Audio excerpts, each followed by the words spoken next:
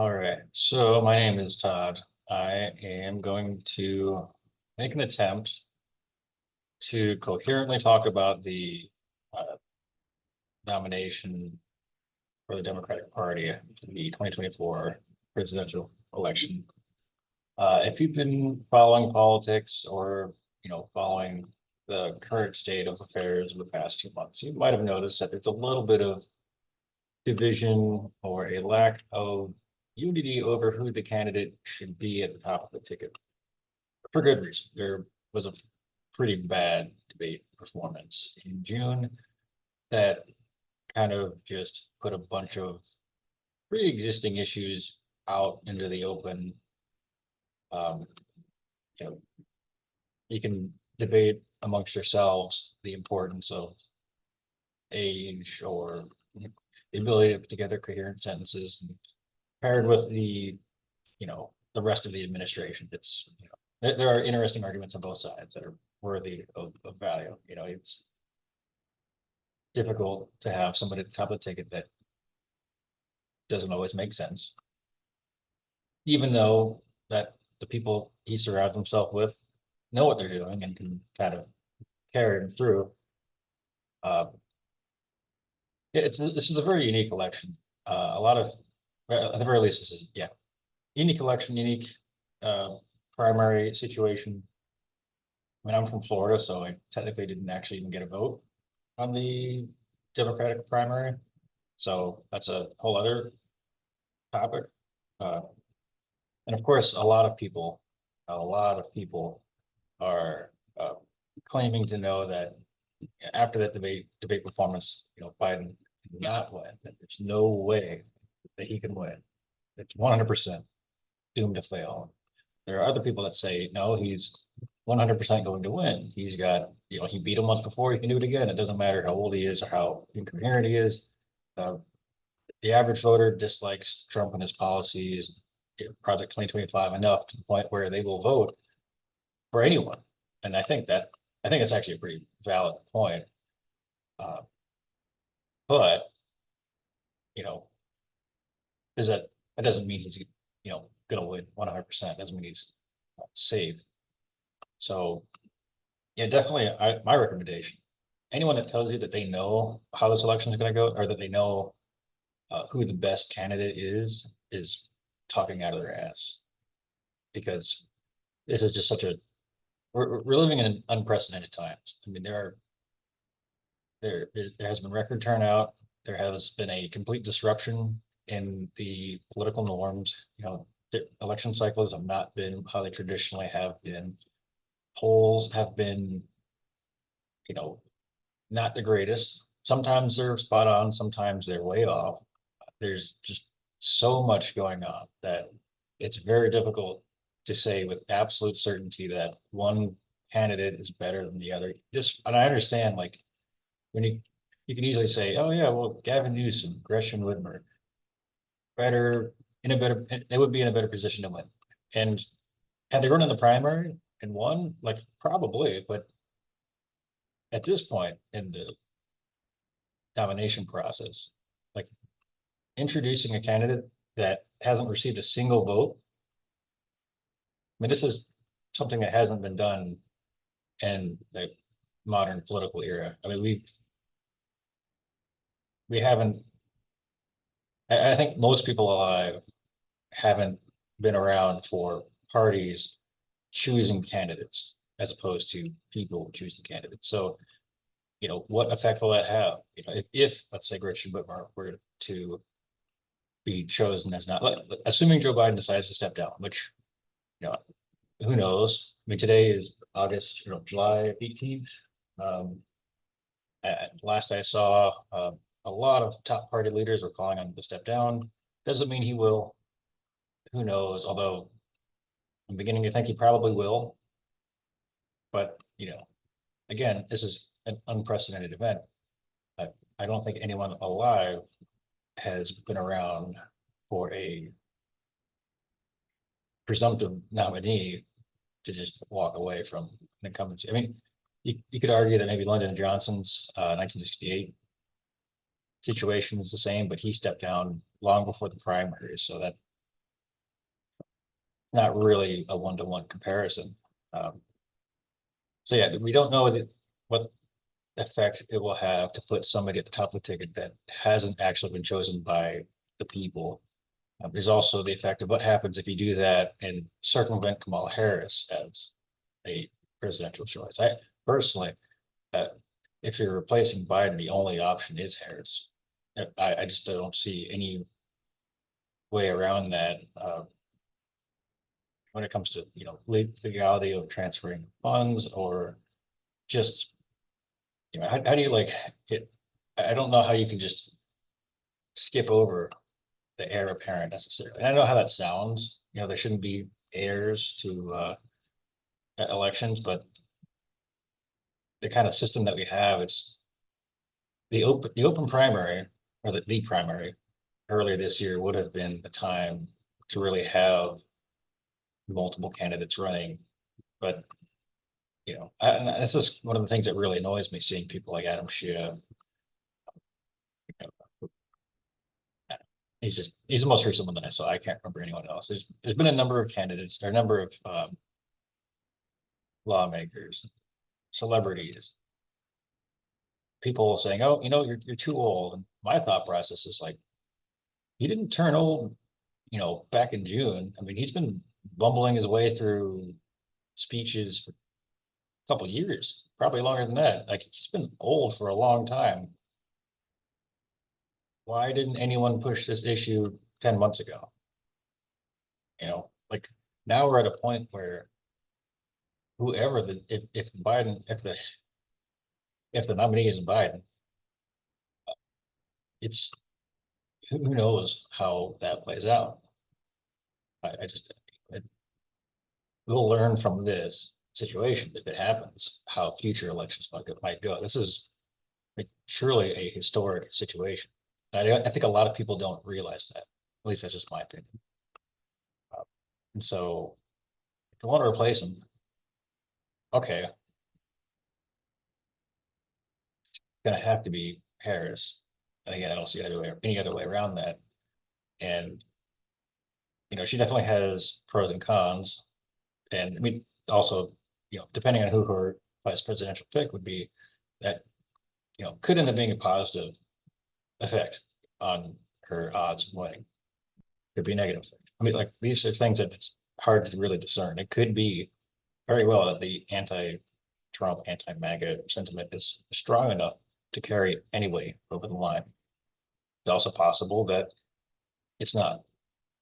I mean, some polls show, you know, as like fairly recently post debate that Trump has an edge in I think it was Michigan and Wisconsin. You know, or Biden has an edge. I'm bubbling around. Yeah, so it's just a lot of uncertainties. There's a lot of variables. You have to factor in like, are people going to stay home? Okay, like people that care about these big issues such as Project 2025, maintaining and restoring abortion rights, you know, enter issue, whatever, like are people going to turn away from voting or stay home just because of his age and because of his incoherence? Like is it going to be that big of an issue where people actually stay home? I'm not entirely convinced that it will be. I could be wrong. I mean, like I said, nobody really knows exactly how this will go. You know, polls can give an indication, but they don't give you the exact answer. And there's also, how long has it been since there was a, assassination attempt during an election? I mean, the last close call like this was Ronald Reagan, and that was 42 years ago. I mean, there are so many things going on in this election. I really don't know how it's going to go.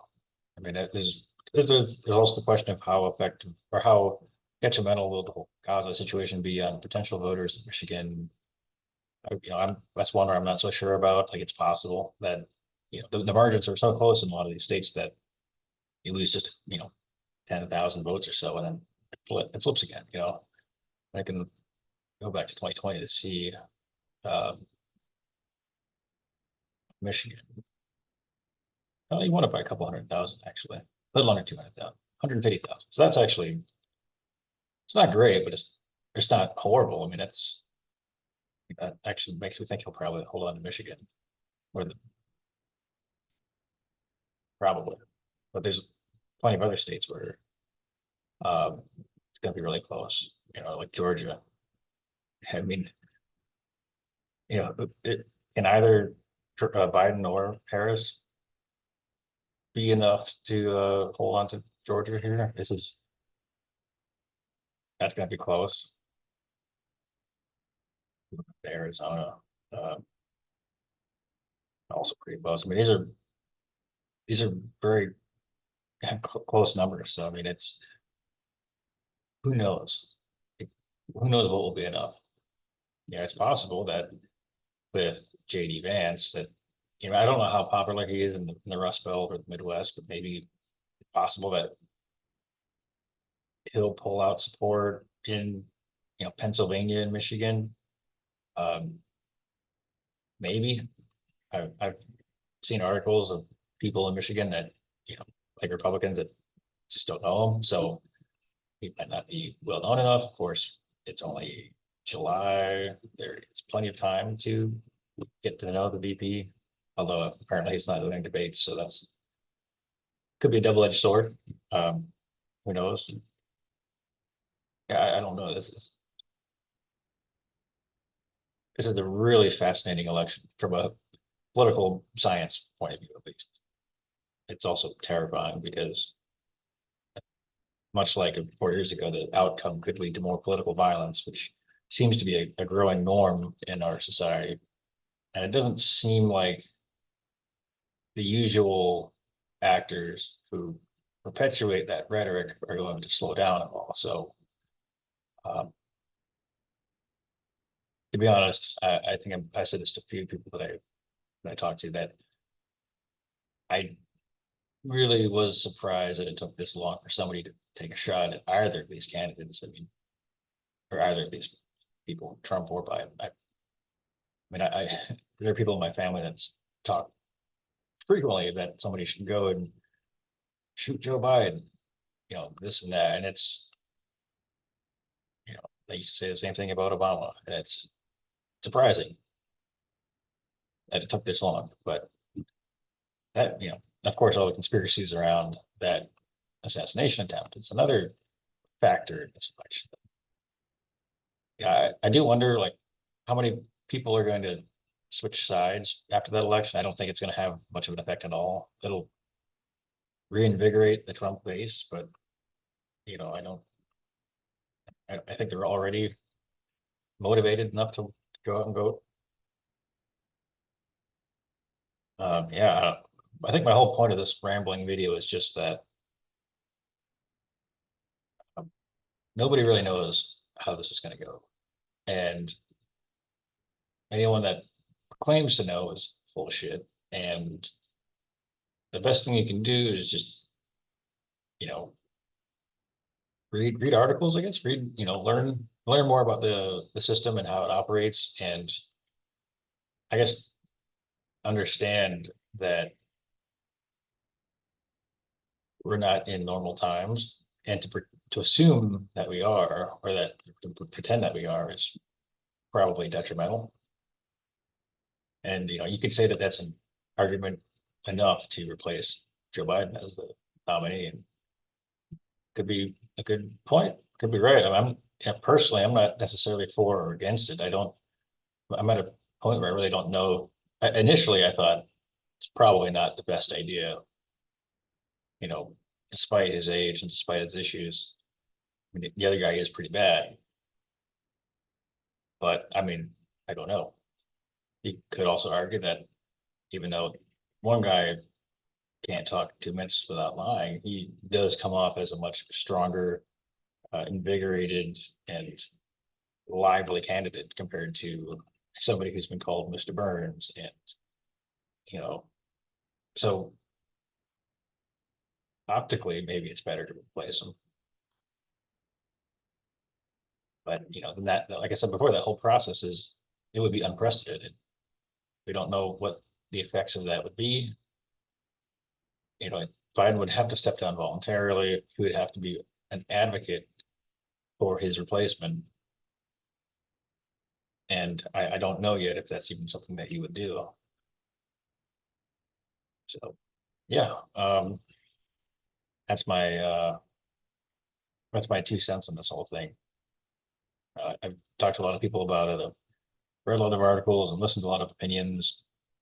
Gotten really frustrated listening to some people who, know for a fact that he can't win, and that they know for a fact that Gavin Newsom would be the winner, without thinking about the process of changing. I mean, technically, a nominee hasn't been chosen for the Democratic Party, but you have delegates, you have all the primary voters. There's so much that you would have to kind of wiggle around, and I don't know how that's going to go. I mean, there's been a lot of comparisons about this current year, the DNC convention in Chicago, and in comparisons to the 1968 convention, which was a total disaster. And part of that disaster, part of the issue, was that people felt like they weren't represented. They felt like their voices didn't matter because the DNC back in the 60s kind of handpicked Hubert Humphrey, if I remember correctly. And it's going to go back in time and double check, because I haven't looked at this in a long time, but I'm pretty sure it was Hubert Humphrey. And I mean, it was a rough year. I mean, for one, the I think the favorite was RFK, Robert F. Kennedy, and he was, of course, assassinated. Let's go down to the Democratic nomination. Yeah, he was going up against Edmund Muskie, who was, and George McGovern. Yeah. So Buster Maddox. Yeah, so there's a lot of disunity during this convention. I mean, especially this was a very similar time to now, actually. There's a realignment of the political parties and institutions. This is a time when people like Lester Maddox and George Wallace were, switching from Democrat to Republican, or technically they went independent for a while. They had this Dixiecrat party. They were not big fans of the more, I guess, moderate or socially liberal wings of the party, like George McGovern or Ed Eugene McCarthy. I believe he was a bit more socially liberal as well, or RFK. So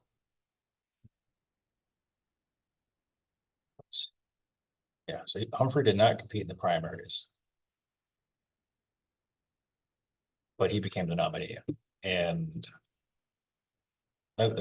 this was a different time. The DNC, the party leaders had a lot more power over whoever the nominee would be. There's a very different political system that far long ago. There used to be, what do you call them, political machines. There'd be party bosses. For example, actually, I think I saw his name under somewhere. Richard Daley. He was in charge of the Democratic Party in Chicago, and he was a very powerful person. So much so that his son would end up becoming a mayor, decades later, using the same kind of coalition that he built. And this was a common thing in much of the country around the turn of the century, back 120 something years ago. He was one of the last holdouts by this point. But point is that the electoral process for party nominations was transferring from the top down, from political leaders and established elites, I guess, to the average voter, which people have interesting arguments as to whether or not that was a good or bad thing. They argue that that move is why you get people like Donald Trump, for example, as a nominee. But And I'm not entirely convinced that it's a bad thing to have, people vote for their representatives. Um, and so, yeah, in this case, uh, the party elites intent essentially just chose Hubert Humphrey as the successor to Lyndon Johnson. And he was not a very, I believe he was planning on keeping the war in Vietnam going on, and there's just a lot of disunity. And well, it didn't go well for the Democrats that year. If you look at the election results here, looks like Hubert Humphrey won 13 states in DC. And you can almost, well, hard to say who, Georgia Walls probably did poll more Democrats than Republicans, but uh, there wasn't party cohesion. There wasn't, yeah, it was a mess. It was a big mess. And so, while I don't think that 2024 is 1968 by any means, I think people who compare the two are ridiculous, especially people that compare uh, university protests this year about Gaza to Vietnam. There's similarities, but it's by no means the same. I mean, Vietnam was a much more uh, involved American issue. I mean, we had a 250,000 people over in Vietnam at one point.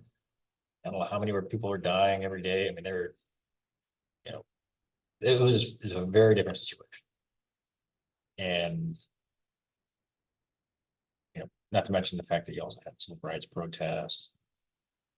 It was a very tumultuous time. And yeah,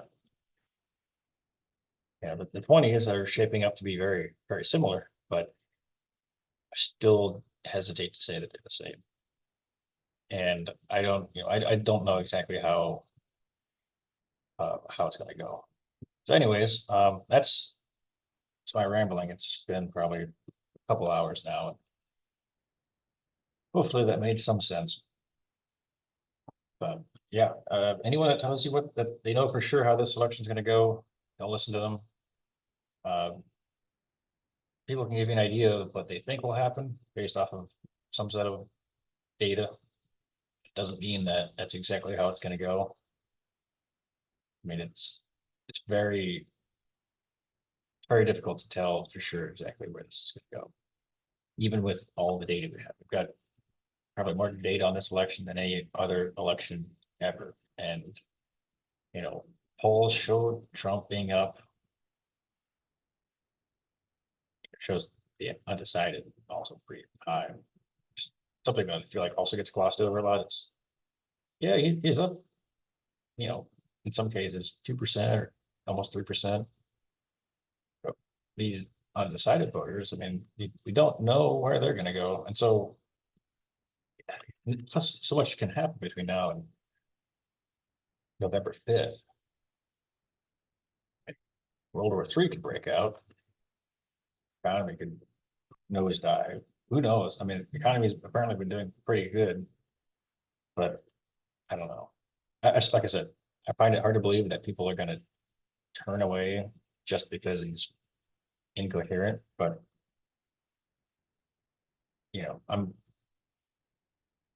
I don't know how many people vote based off of the sort of aggregate of all the variables that are existing in our political environment. So yeah, I may end up posting an update to this video, especially if Joe Biden does step down, because like I said, this will be a really historic situation. Uh, There'll be there'll be books written about this by people who claim to know everything, and some of them might know a lot. They might even know everything. I don't know, but I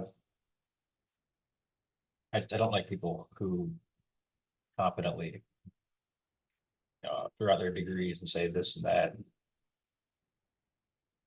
And I've got an undergrad degree in political science, and that I've read a lot of articles about this and that relating to politics, read books on the subject, American political machine and the history. None of that really tells you exactly what the answer is. So And maybe, you know, I'll make a prediction like November 4th, November 3rd.